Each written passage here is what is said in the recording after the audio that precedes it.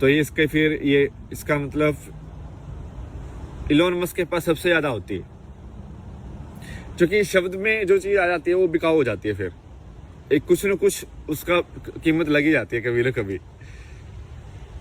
शब्द के अंदर जो भी आपका रिश्ता आ जाता है, शब्द के अंदर जो भी आपकी पहचान आ जाती है, शब्द के अंदर जो भी आपकी क्वालिफिकेशंस आ जाती है, शब्द के अंदर जो आपकी सुंदरता आ जाती है, शब्द के अंदर जो आपका शांति आ जाती है, तो वो गई। फिर वो शांति नहीं है,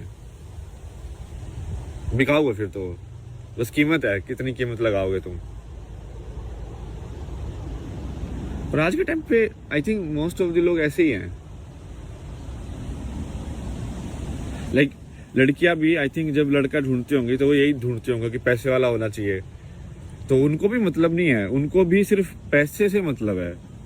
मतलब खरीदा जा सकता है उनको ना, समझ रहे हो कि अब एक इंसान इस लाइक वो पैसे से कमा लिया है, तो अब उसको बहुत ऐसी सुंदर वैसे वाली लड़की मिल जाएगी क्योंकि वो उसको खरीद लेगा, उसके पास पैसा है। तो इनडायरेक्टली वो अपनी सच से, अपने आप से थोड़ी ना वो शादी कर रही है। वो लड़की उसके पैसे से शादी कर रही है और वो उसको खरीद रहा है। बेसिकली वो उसको ऑब्जेक्ट मानेगा पूरे टाइम। अब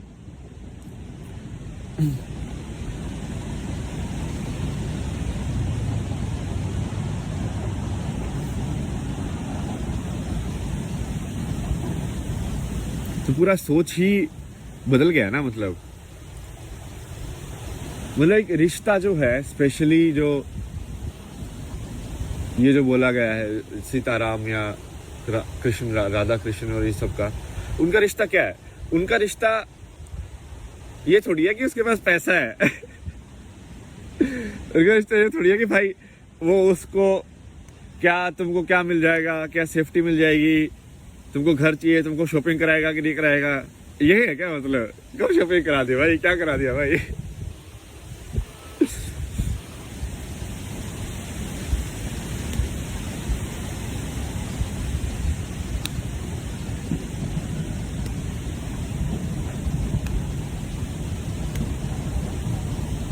या फिर तुम्हारी इच्छाओं को पकड़ ले वो कि तुम, हाँ भाई कोई जैसे दूसरे का होता है ना कि कोई एनआरआई है तो उसको भाई अलग उससे वो मिलता है प्रेफरेंस, वो कि बहुत सारी लड़कियों को आना होता है यहाँ पे या लड़कों को आना होता है, एक ही बात है। सो मान ली एनआरआई लड़की है तो मान ली लड़कों को आना होगा तो वो लड़का भी अलग सही है भाई, बाहर देश में तो जाएंगे।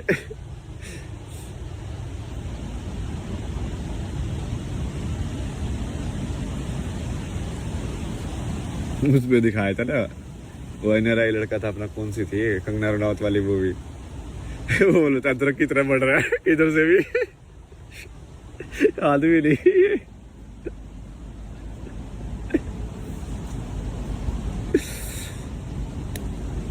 चलो सीरियस बातें करते हैं। आज आपको थोड़ा कुछ सिखाना है।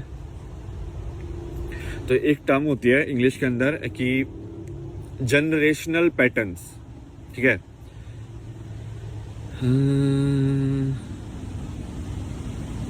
इसका नाम है, एक वीडियो भी थी मेरे को, वो सही, बिल्कुल सही दिखाती है इसको। वैसा ही बिहेवियर होता है इंसान का भी, एग्जैक्टली।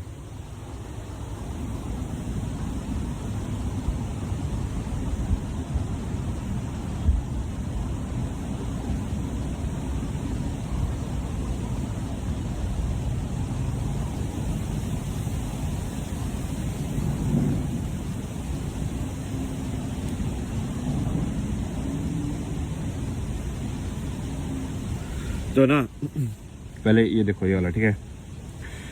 तो ये क्या है, एक एक्सपेरिमेंट है जिसमें उन्होंने क्या किया कि उन्होंने जो फ्लाइज थी उनको एक डब्बे में बंद कर दिया यहाँ पे, ठीक है? डब्बे में बंद कर दिया तो वो डब्बे के अंदर उड़ती रही, ठीक है? उड़ती रही। थोड़े टाइम के बाद क्या किया उन्होंने, इसके ढक्कन को हटा दिया, ठीक है? ढक्कन को हटाने के बाद भी वो फ्लाइज एक्चुअल के अंदर बाहर नहीं गई, मतलब वो फिर भी ऐसी ही उड़ती रही। उनको ऐसे लगा कि अभी भी ये यही दीवार है। मतलब यदि तुम एक्चुअली डब्बे को भी हटा दोगे ना किसी तरीके से, बिना कोई लाइक ज्यादा एनर्जी डिस्टरबेंस किए, तो तुमको ऐसा लगेगा कि वो हवा में सिर्फ इसी एरिया के अंदर ही घूम रही हैं। वो इसी एरिया के अंदर क्यों घूम रही है? क्योंकि उनको अब ऐसा लगता है जैसे कि अब पहले क्या हुआ, एक जनरेशन हुई होगी फ्लाइज की, वो मम्मी फ्लाइज मान लो, तो मम्मी फ्लाइज ने बोला, सोचा होगा कि उनको पहले बंद किया होगा, उनको याद होगा कि हम बाहर भी दुनिया है, ठीक है, बट अब उनको बंद कर दिया, तो उन्होंने कोशिश की होगी थोड़ा टक्कर वक्कर मारने की, भाई हाँ ठीक है खोलो खोलो क्या है बाहर जाना है हमें, या दीवारों को भी टक्कर मारी होगी, बट फिर उनको लगा होगा कि नहीं इतना ही है, नहीं अब वो चिल गई चली गई है, वो हो नहीं सकता, ठीक है, तो वो हो नहीं सकता, तो इन्होंने मान लिया, तो अब वो अंदर ही उड़ने लगे। अब उनके जो बच्चे पैदा हुए उन्होंने उनको भी यही सिखाया कि ये हो नहीं सकता, ठीक है। अब वो जो बच्चे थे उन्होंने तो, उनको तो ये भी नहीं पता था कि बाहर हो भी सकता है, समझ रहे हो, तो उनको तो सीधा यही पता चला कि हाँ ये तो हो ही नहीं सकता, तो अब उनके बच्चों के लिए तो बाहर है ही नहीं, मतलब इस लाइक कि उनका दिमाग में ही बैरियर बन गया है कि ये है ही नहीं, मतलब। तो अब यदि तुम डब्बा हटा दोगे, ढक्कन भी हटा दोगे, तो भी वो ऐसे ही उड़ते रहेंगे, टक टक टक टक। इसको ही इंग्लिश में बोलते हैं कंडीशनिंग। कंडीशनिंग मतलब कि आपके दिमाग को कैसे ढाला जा सकता है, जैसे कुम्हार मिट्टी को ढालता है ना, वैसे ही कि आपके दिमाग को भी कैसे ढाला जा सकता है, कि वही बच्चा यदि उसको कोई अमेरिकन गोद में ले ले तो वो इंग्लिश बोलना सीख जाता है, और वही बच्चा यदि कोई मान लो हरियाणा में गोद में ले ले तो वो हरियाणवी बोलना सीखता है। ऐसे कैसे होता है? वो ढालना है, आप ढाल रहे हो उसको, जैसे आप उसको ढालोगे तो वो ढालना सिर्फ भाषा का नहीं होता है कि वो भाषा सीख रहा है, वो आपके बाकी चीजें भी सीख रहा है, वो आपका एनर्जी भी एब्जॉर्व कर रहा है, आपकी ऊर्जा भी देख रहा है वो। यदि बच्चे के आसपास, यदि इसलिए तो बोलते हैं कि अच्छी ऊर्जा बना के रखनी चाहिए, क्योंकि वो ऊर्जा देखता है, उसको आंखें तो नहीं है, उसके कान में इतना सुनने का उसको मतलब तो समझ में नहीं आता है, उसको तो सिर्फ वाइब्रेशन सुनाई दे रही है। तो यदि शोर शराबा या इस सब के बच्चा पैदा होगा तो वो उसके अंदर भी शोर शराबा ही होगा, मतलब उसकी एनर्जी भी वैसे ही घूम रही होगी ना भाई, उसको तो ऐसे लगेगा यही रियलिटी है। तो इसको बोलते हैं, और इसको साइकोलॉजी के अंदर आजकल एक टर्म आती है, साइकोलॉजी और स्पिरिचुअलिटी के बीच में, जनरेशनल पैटर्न्स ऑफ ट्रॉमा। कि जनरेशनल पैटर्न्स ऑफ ट्रॉमा क्या होते हैं कि तुमको गुस्सा आता है जो कि तुम्हारे पापा को गुस्सा आता था, तुम्हारे पापा को इसलिए गुस्सा आता है जो कि उनकी मम्मी को गुस्सा आता था, उनकी मम्मी को गुस्सा इसलिए आता है क्योंकि उनके पापा को गुस्सा आता था। तो बेसिकली ये ट्रांसफर हो रहा है हर जनरेशन में गुस्सा। या ऐसे ही प्यार भी ट्रांसफर होगा, कि जैसे ये तो देखा भी जा सकता है ना, तुम देखो ये पूरा जो जिनको एशियन कंट्रीज बोलते हैं, वैसे ये तो एशियन, अपन भी एशियन ही है, इंडिया भी, पता नहीं इंडिया को क्यों नहीं काउंट करते भाई, या तो इंडिया नहीं चाहता होगा, क्या पता, जो भी है। तो जैसे ये जो कंट्रीज हैं, कोरियन, जापानीज, यहाँ के लोग अभी भी बहुत ज्यादा पीसफुल है यार। मतलब तुम उनका रहन सहन देखना, मतलब एक छोटे से कमरे के अंदर एक बेड को ऐसे नीट एंड क्लीन इतना अच्छे से लगाएंगे, सारा सवाल भी ऐसे होगा। तुम देख नहीं रहे हो क्या उनके अंदर एक वो बुद्ध का अभी भी वो है, एक चीज, एक वाइब्रेशन है उनके अंदर, वो चलने का उनका स्टाइल बिल्कुल आराम आराम से, जो कि जब किसी कल्चर पे वो चीज पेनिट्रेट कर जाती है ना तो वो रह जाती है। जैसे इंडिया के अंदर ये सब वाइब्रेशन जो है ना पुराने उनकी हैं अभी भी, शिव की, कृष्ण की वाइब्रेशन देखो अभी भी है, बहुत ज्यादा है कृष्ण की वाइब्रेशन। मतलब लोगों ने बहुत उल्लू बनाया, पैसे कमाने की कोशिश भी की है कृष्ण का नाम लेके, बट उसका सही में वाइब्रेशन, मतलब कि उसका कैरेक्टर जैसे बुद्ध का है, वो बुद्ध का कैरेक्टर ही तो है कि वो आराम से रहना है, ऐसे लाइक जैसे तुम इनका मेडिटेशन की वीडियो देखता हो तो कितना आराम से बोलते हैं ये लोग, ऐसे बोलते हैं, हम आपके लिए बोलेंगे क्योंकि मैं बोल रहा हूँ। मतलब ये क्योंकि क्या करते हैं ना, माइंडफुल अवेयरनेस रखते हैं, तो ये शब्द के बीच बीच में भी गैप दे दे के कि हाँ मैं ही बोल रहा हूँ, लाइक बीच बीच में वो मेडिटेशन कर रहे हो, मतलब ये समझ रहे हो, बोलने के साथ साथ।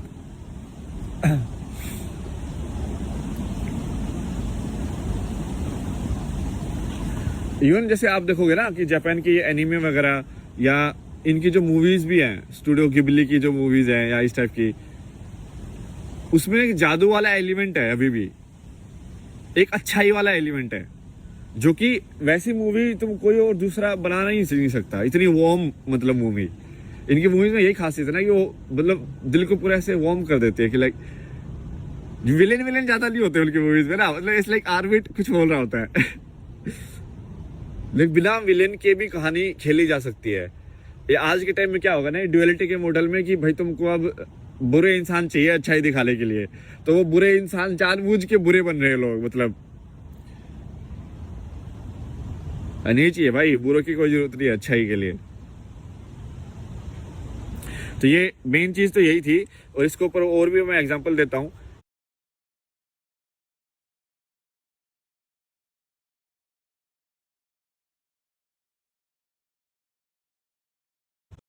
को बताया कि कंडीशनिंग कैसे होती है, ठीक है, ये तो आप समझ गए होंगे, उदाहरण दे दिए मैंने, 3-4 उदाहरण दे दिए हैं, और ये एक्सपेरिमेंट की वीडियो भी है, मेरे को इंस्टाग्राम पे दिखाता है, मुझे लगा ये तो परफेक्ट एक्सपेरिमेंट है भाई। इंसान एक्चुअली में यही होता है, इंसान बस ये स्पेस के टर्म्स में हुआ इनका कि वो बाहर उड़ नहीं सकते, बट एक्चुअली में वो बाहर उड़ नहीं सकते, ये तो उनके दिमाग में बना है ना। तो सही यही चीज होती है जब आपको किसी चीज का ज्यादा रिएक्शन हो रहा होता है, समझ रहे हो, कि कोई चीज आपके दिमाग से बाहर क्यों नहीं निकलती है, कोई थॉट या कोई विचार आपके दिमाग में अटक कैसे जाता है कि तुम आप सोचना नहीं चाहते बट फिर भी नहीं सोच पा रहे हो उसको, नींद भी नहीं आ रही आपको उसके चक्कर में, आप सोचे ही जा रहे हो, सोचे ही जा रहे हो, सोचे ही जा रहे हो, सोचे ही जा रहे हो, क्या क्यों नहीं रुक रहा वो विचार आपका, क्यों कंट्रोल में नहीं है वो इसकी वजह से ही है, क्योंकि आप ये इनविजिबल बाउंड्री बना लिया आपने ना कि आप उसके बाहर तो उड़ ही नहीं सकते हो, तो वही होगा।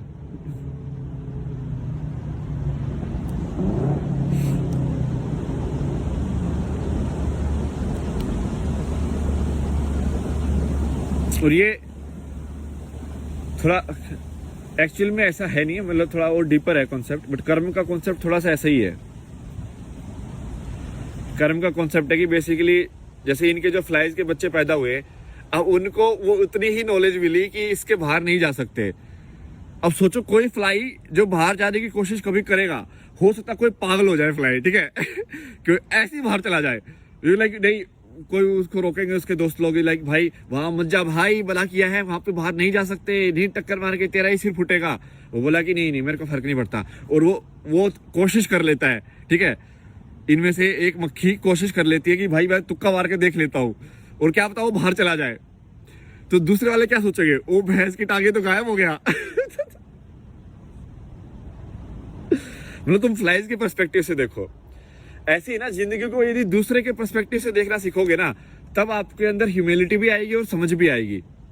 जैसे कल है ना, मैं एक वो बड़ा सा कुत्ता था ना जो एक वीडियो में भी आया था, लाइक जो पहाड़ी कुत्ता होता है ना, अपने पहाड़ों में भी होता है, बहुत बड़ा सा, लाइक घना इतना मोटा फर होता है उसका, वो काला।